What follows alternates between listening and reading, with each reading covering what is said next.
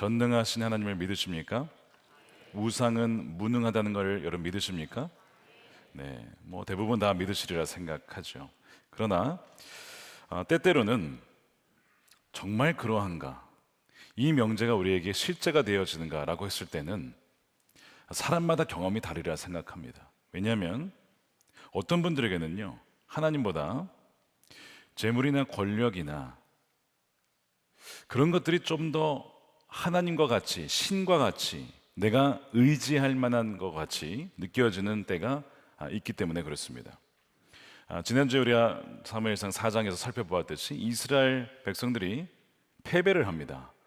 하나님 믿지 않는 블레셋 군대에 의해서 끔찍한 패배를 당하죠. 홈리와 비느하스 그리고 군대 3만 명이 전사를 하면서 게다가 하나님의 언약궤까지도 빼앗기고 맙니다. 그러니까 명백하게 하나님 백성의 패배요, 하나님의 패배처럼 여겨진다는 것이죠. 이 4장은 오늘날 기독교와 교회가 마치 영적 무능력 때문에 이 세상에게 저항할 수 없는 것과 같은 그런 모습을 보여주는 것이 사무엘상 4장의 모습입니다. 홈리와 비느하스로 대표되는 영적 리더십의 타락과 또한 그로 인해서 이스라엘 백성들의 우상 숭배로 인한 패배였습니다. 그러나 이런 이 영적인 블레셋의 공세는 지금도 계속되고 있어요. 한국만이 아니고 전 세계까지 퍼져 있습니다. 멕시코에 계신 한 분이 저에게 이메일을 보내주셔서 기도 부탁을 하셨습니다. 멕시코는 이미 동성애가 합법화되어 있어서 아빠만 2명, 엄마만 2명의 가정들이 점차 늘어나고 있다고 합니다. 여러분 생각해 보세요. 어느 아이에게는 평생 아빠란 개념이 없어집니다. 어느 아이에게는 평생 엄마란 개념이 없습니다. 그렇게 자라나야 되는 거예요. 그것이 보편화되고 있고, 또한 학교에 가면 학교에서는 하나님이 존재하지 않는다라고 가르치고, 어린 시절부터 피임을 가르쳐서 어떻게 성생활을 해야 되는지 가르치고 있습니다. 다음 세대 아이들이 세상에서 이리 치이고 저리 치이다가 교회에 옵니다. 한두 시간 예배를 드리고 다시 세상 속으로 돌아가는 그 뒷모습을 바라보는데 그렇게 눈물이 나더래요. 목사님, 왜 이렇게 아이들을 보는데 눈물이 나는 것일까요? 너무 짠한 것이죠. 학교에서 당당히 나는 크리스천이야라고 말하면 참 고리타분한 애 왔네, 이런 식으로 아이들이 놀리기도 하고, 부모님의 하나님, 나의 하나님이라고 말하지 못하고 아직 하나님 만나지 못한 거예요. 그러다 보니까 나중에는요 이렇게 얘기하기도 한대요. 꼭 만나야 되나?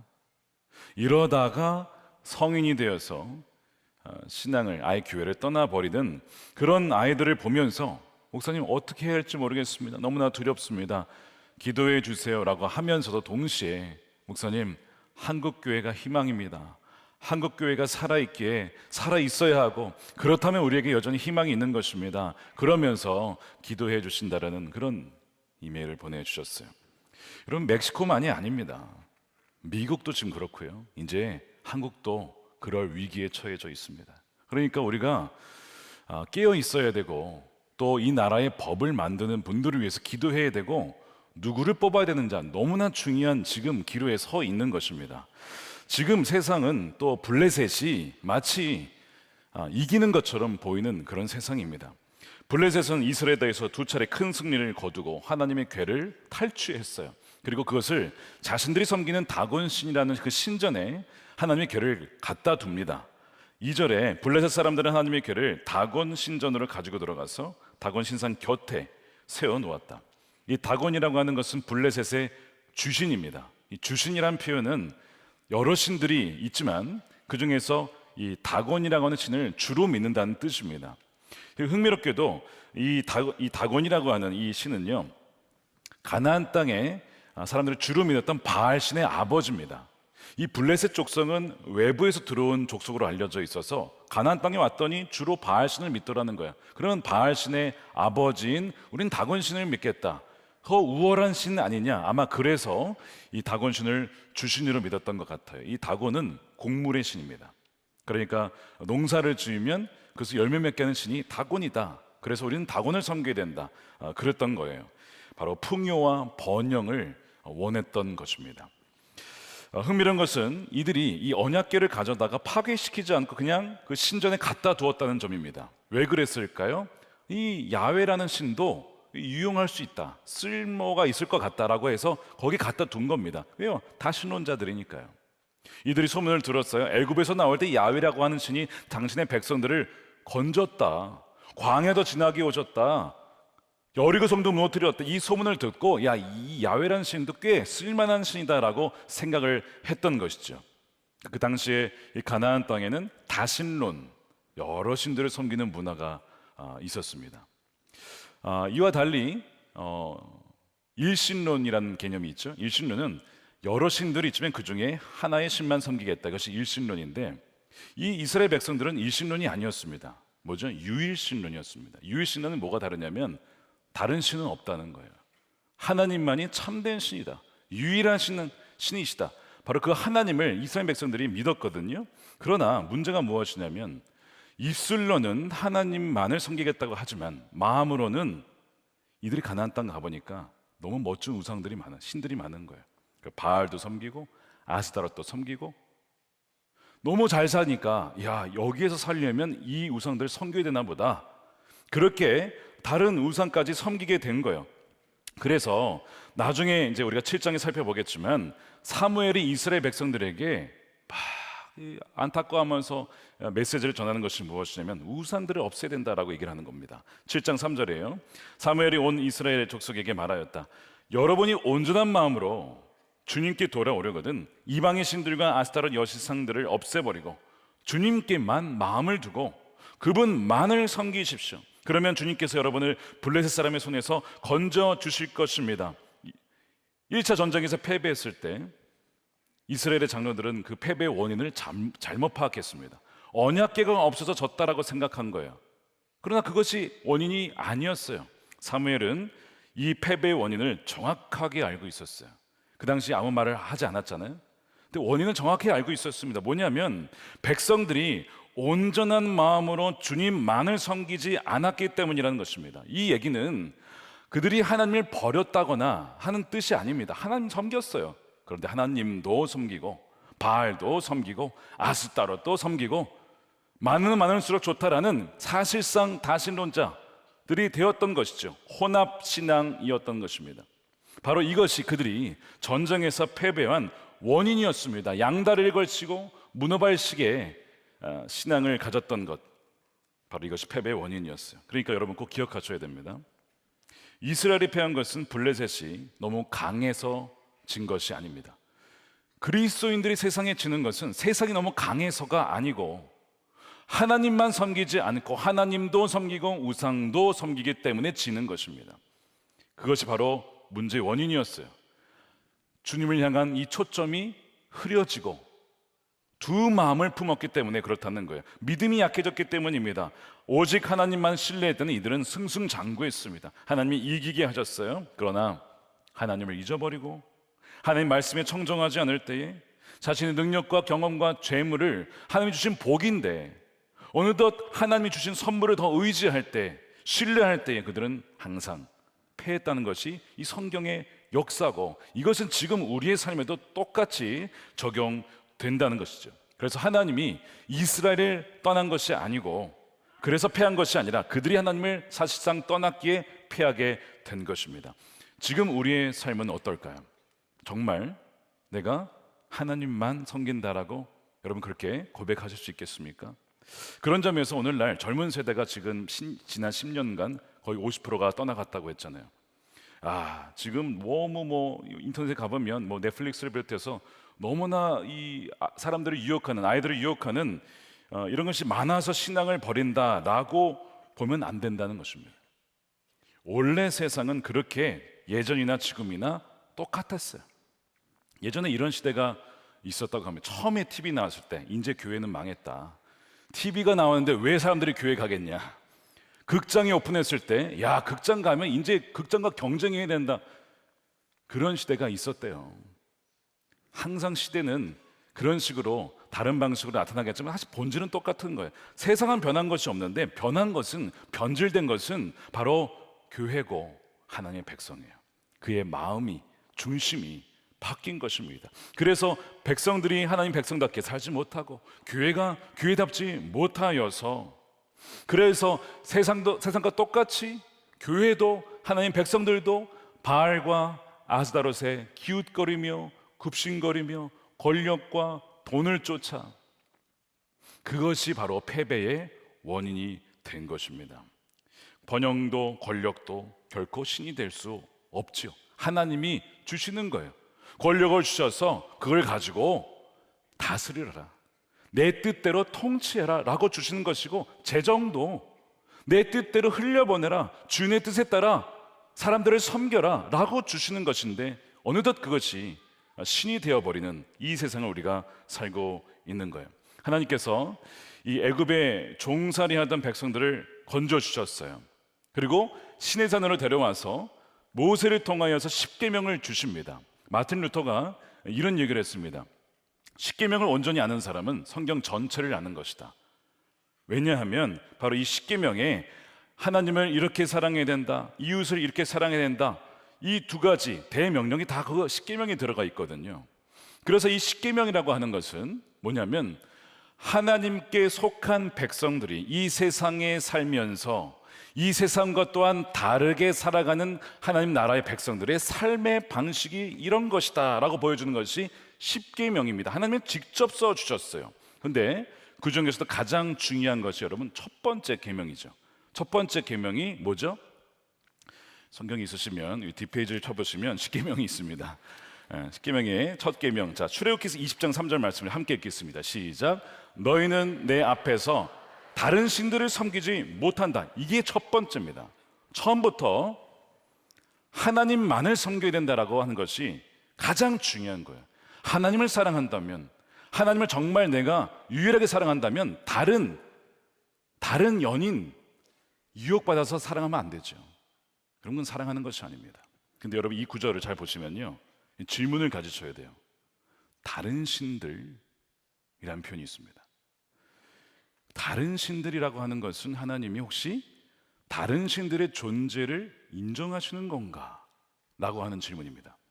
제가 군대에 있을 때에 예수님을 믿지 않으셨던 참모장님 대령께서 군종 참모님이셨던 소령 목사님께 질문을 던진 것을 제가 옆에서 들었습니다. 이런 질문이었습니다.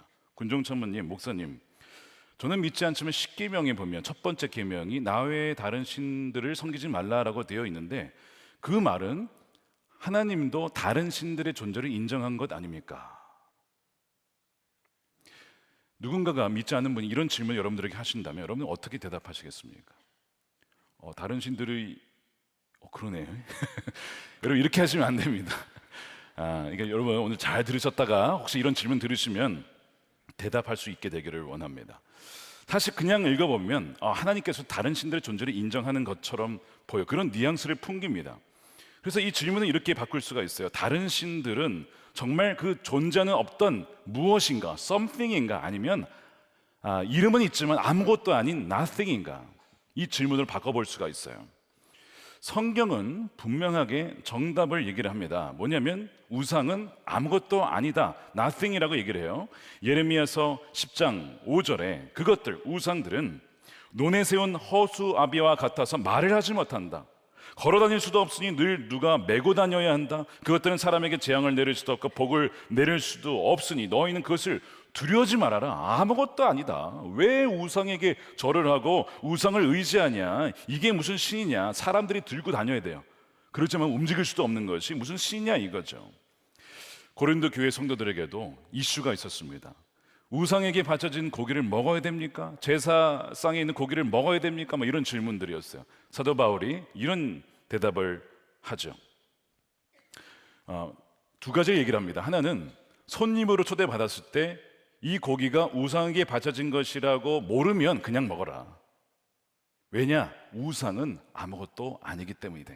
이런 얘기를 하세요. 자, 고린도전서 8장 4절이죠. 우상에게 바친 고기를 먹는 일을 두고 말하면 우리가 알기로는 세상의 우상이란 것은 아무것도 아니고 오직 하나님 한 분밖에는 신이 없습니다. 아무것도 아니라는 거예요. 그런데 바쳐진 것을 알았다면 먹으면 안 된다. 이건 왜 그럴까요? 귀신의 존재가 있기 때문에 그렇습니다. 귀신에게 바쳐진 걸 먹으면 안 된다. 그러니까 지금 이 사도 바울도 우상은 아무것도 아닌데 사실 그 어떤 것이라고 얘기를 하는 거예요. 분명히 성경은 우상은 아무것도 아니지만 사람들에게는, 어떤 사람들에게는 우상이 아무것도 아닌 것이 아닌 것이기 때문에, 아닌 것이 아닌 것처럼 여겨지기 때문에 신들처럼 보인다는 거예요. 하나님이 유도 말씀하실 때는 그렇게 신들처럼 여겨지는 다른 신들 가짜야, 아무 힘이 없어, 나만을 섬겨야 돼, 속지 마, 이 말씀을 첫째 계명으로 우리에게 주신 것이죠.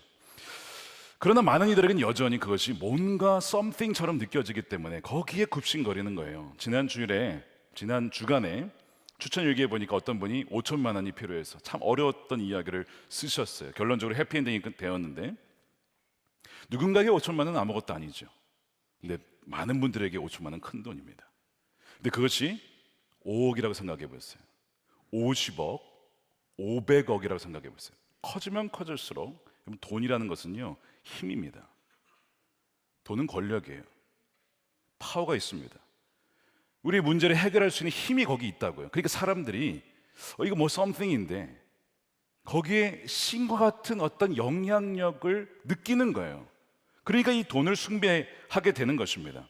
그래서 예수님께서 돈을 그냥 돈이라고 하지 않았어요. 돈은 영향력이 있다. 마치 영적인 존재다. 그래서 마치 만몬의 신, 즉 돈의 신이라고 표현했어요. 진짜 신이 아니라 신처럼 여겨지는 그런 우상이라는 거죠. 그러니까 너희가 선택해야 되는, 두 주는 섬길 수 없다. 하나님을 섬길 것이냐, 돈의 신을 섬길 것이냐. 너희가 하나님을 정말 섬기면 그 돈은 너희의 주인이 아니라 종이 될 것이다. 그러나 너희가 하나님을 떠나서 돈을 섬기게 되면 그 돈은 너희를 섬기는 것이 아니라 너희를 지배하게 될 것이다. 너희는 돈의 종이 될 거야. 경고를 하신 거예요. 그러니까 이런 돈의 존재도 우리에게 우상으로 다가옵니다. 신처럼 다가와요. 종종 금요 성령 집회 때 외부에서 기도받으러 오신 분들이 계십니다. 몸이 아프시거나 여러 가지 일 때문에 기도받으러 오시는데 종종 이런 최근에 일들이 있었어요.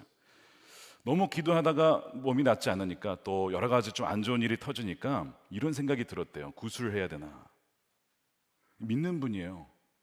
근데 구술 받아야 되나? 왜? 뭔가 어떤 그 다른 세력에 의해서 이게 혹시 내가 자유함을 얻을 수 있을까라고 하는 그런 느낌을 받으니까, 누가 그렇다 카더라 통신을 가지고 얘기를 하니까 그런가, 그런 유혹을 받았다는 거예요. 제가 분명히 얘기했습니다. 주 예수 그리스도의 그 권세 앞에 모든 악한 귀신 다 떠나갑니다. 헛된 귀신에 절해서는 안 됩니다. 사울처럼 나중에 무당을 찾아가서 하는 그런 일은 절대 하시면 안 됩니다. 최근에 귀신이 떠나간 일들이 있었어요. 주 예수 그리스도의 권세 앞에 모든 악한 것은 다 떠나게 되어 있습니다. 여러분, 하나님만 섬기십시오.